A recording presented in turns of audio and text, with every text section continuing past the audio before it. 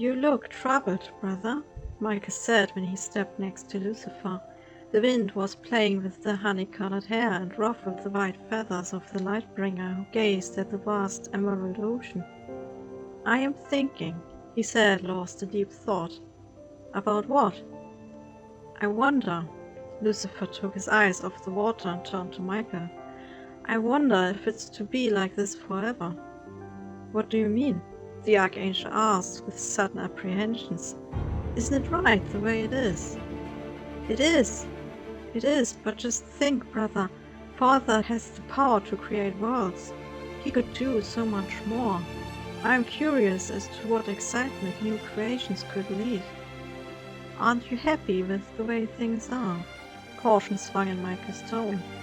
"Of course I am, but I also feel that there could be more. More to see, more to learn, other skies to race across." "Perhaps you should talk to Father about it," the angel with the brown hair suggested. "I don't know. I'm sure if he plans anything, he will let us know. We are his children after all. I don't want to trouble him unnecessarily." "Father would never be troubled by us," Michael laughed at the shyness of his brother. "You think too much." Lucifer stared at his brother at first, but started to smile when he heard the carefree laughter. "Someone has to do the thinking when you lot only care for game and fun," Lucifer jested, leaving behind his intrusive thoughts for the moment. Lucifer was sitting at the pearly gates that led to heaven, looking down into the darkness with fascination. "What are you doing, my son?"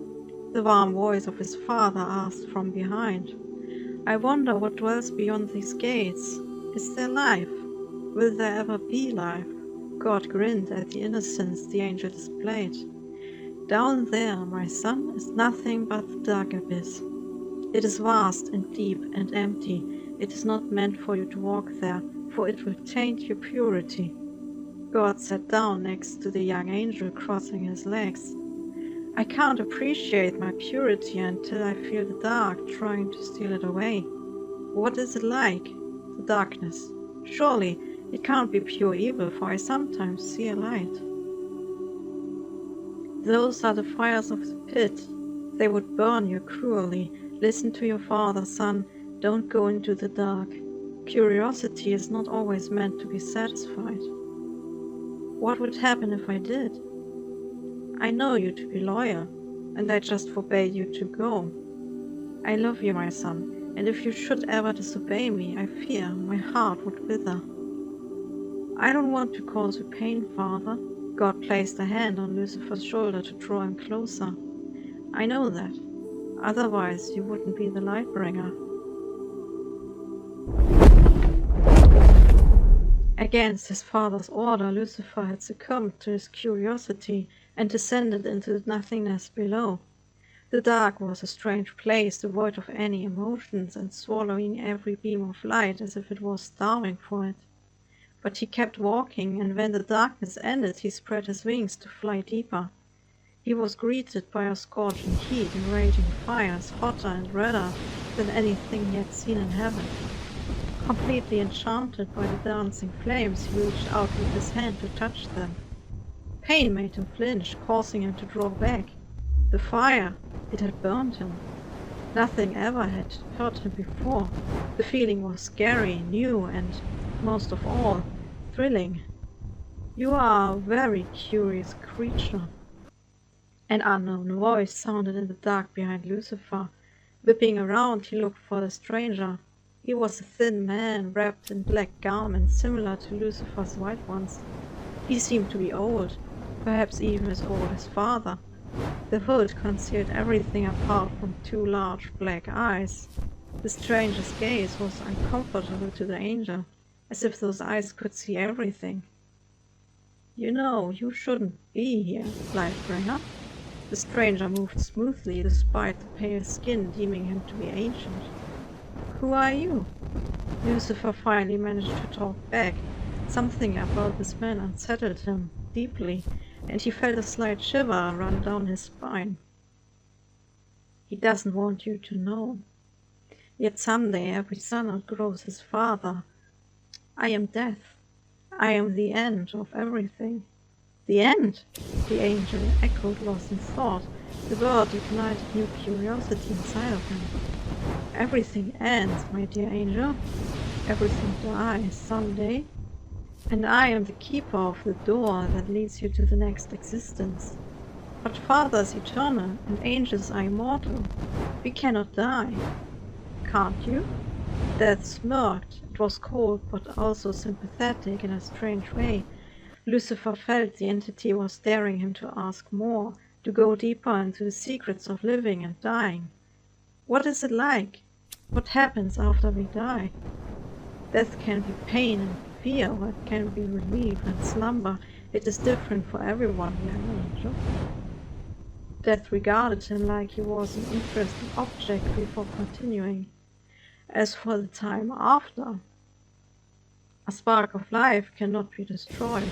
A soul does not turn into nothing. Perhaps you will continue to be an angel, and your wounds will heal. Perhaps you will turn into something else. A star would be quite fitting. Lucifer couldn't help but be fascinated by Death's mysterious words. You are in deep trouble, my boy. Death suddenly remarked. It will be interesting to see what you do from now on.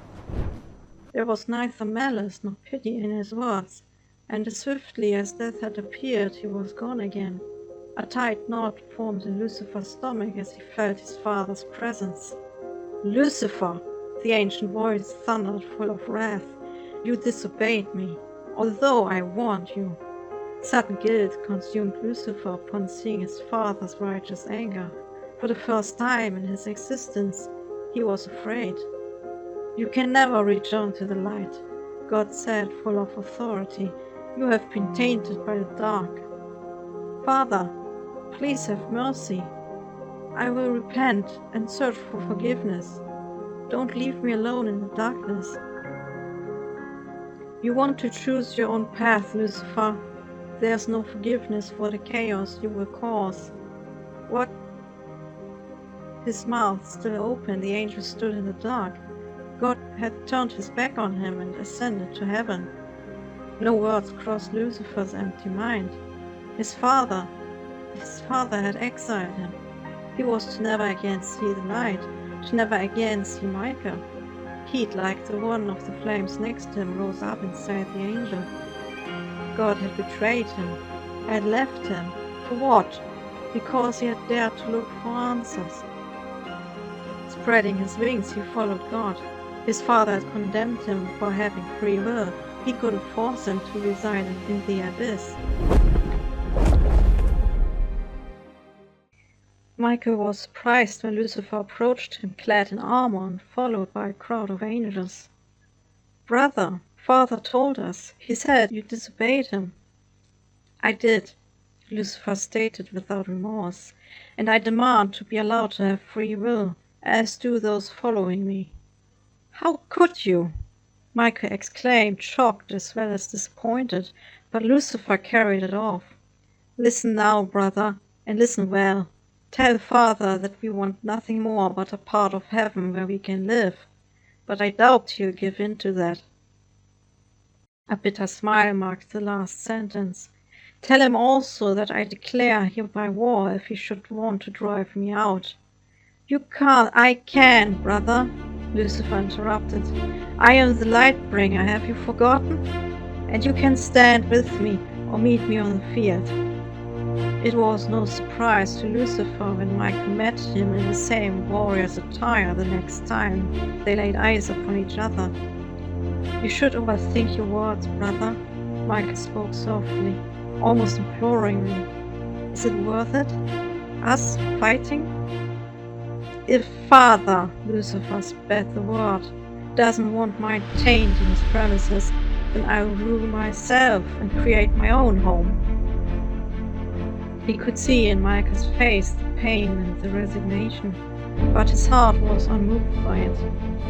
At first, the rebellion seemed to be a success, but then the war dragged on.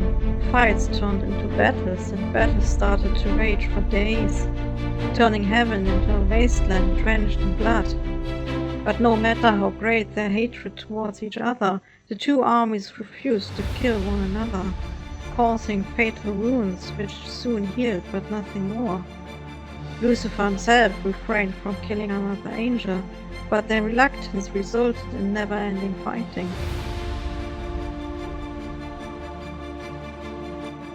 It was raining blood when Lucifer and Michael faced each other for a duel that would decide his fate. It had been agreed upon that one of them had to die, and that the victor would decide over the defeated one's future. It is not too late yet, Lucifer. Take your punishment and go, and no harm will come to you. I'm not afraid to die, brother, Lucifer countered with a sneer. Can you say the same? Lucifer saw honest fury in his brother's face as their blades crossed. Time and time again their swords clashed. The bloody rain made them lose focus on their own many wounds. The angel already feared that fight to continue for eternity. But then Michael slipped on the mud, and his brother, acting on instinct, took his arm to steady him. It was the moment Lucifer realized he would never be able to kill Michael. It was the only moment Lucifer revealed an opening in his own defense. Forgive me. Michael only breathed before a burning pain surged through Lucifer's upper body. Michael's blade had cut down from his cheek deep into his chest, pulling it out with such ferocity that Lucifer tasted his own blood. Before he could hit the ground, a lightning flashed its wing, casting the rebels into the flames of the pit. Lucifer's wound was too heavy for him to feel the scorching fires at first. His whole body was numb, but he heard the others wail and scream, and when his wound had closed, he felt it too. With great discipline, they built themselves a home from the fire and brimstone, despite the torment. Lucifer was appointed king of their new home, hell. They still followed him, although he'd led them into ruin, with grief and with shame. The fallen angel noticed how his hair and feathers turned raven black.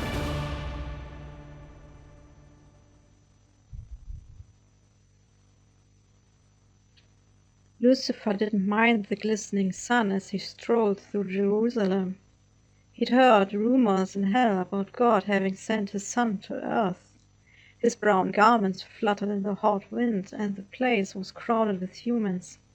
He disliked these filthy creatures his father had created after his fall. Perhaps he had created them to fill the void Lucifer was certain he had left. But in the end the devil didn't care. A boy stumbled into Lucifer, who drew back in disgusted anger. "My apologies," the boy mumbled, already intimidated by Lucifer's darkened expression. "Just see to it that you get out of my sight." He snarled at the child that made haste to disappear. The sun was already waning when Lucifer found the spot where people lamented outside of Jerusalem's center. What he saw plainly took away his breath. Jesus, Yeshua as the people called him, was hanging at a wooden structure in the form of a cross, hands and feet nailed to the wood, and the blood told of many wounds inflicted prior to the vicious act itself. Lucifer hadn't known why he'd come. Perhaps to mock God's son, perhaps to revel in his misery, but seeing the suffering he found, he didn't have the stomach for such wickedness. Did he feel compassion for that man? "You are the light-bringer," Jesus spoke through gritted teeth. Lucifer only scoffed. "Not anymore." The tortured man's eyes examined the devil for a moment. There was no hatred in that soul, not against Lucifer or the world, but a deep gentleness. The fallen angel saw the dove and the lamb as descriptions for the son were not exaggerated in the slightest. "You think others determine who you are. Where's the sense in being good when everyone keeps calling you evil?" Lucifer's voice had grown softer upon answering without his active wand. Forgotten was the bitterness and the hate in the face of such warmth. The difference is that you follow your heart and believe in yourself. The world calls me an impostor. Did it stop me? Well, are you? The devil smiled a crooked smile to take the sharpness out of the words. Don't you believe in your father's words? In your brother's words? Came the sincere question which indicated Jesus already knew the answer. I am having difficulties believing anyone, especially the benevolent God who took everything from me. Yet I can see my words changing you deep inside. Lucifer remained silent for a while before pointing at the painful pose the man had to endure. I could grant you peace, you know. I honor your compassion, I bring up, but I chose this path, and I will walk it. How could my father create such a gentle son? The son tried to smile despite the agony he must have felt. He loves you. Have faith in that. By the time he left for hell, Lucifer already knew something was changing inside of him. It was a tiny spark inside his soul. It would need several centuries, but one day he would realize he had been foolish and young, and he was holding on to a grudge which became more unjustified by the day. And perhaps it was time to see that. Perhaps, instead of spreading suffering, he should try to ease it.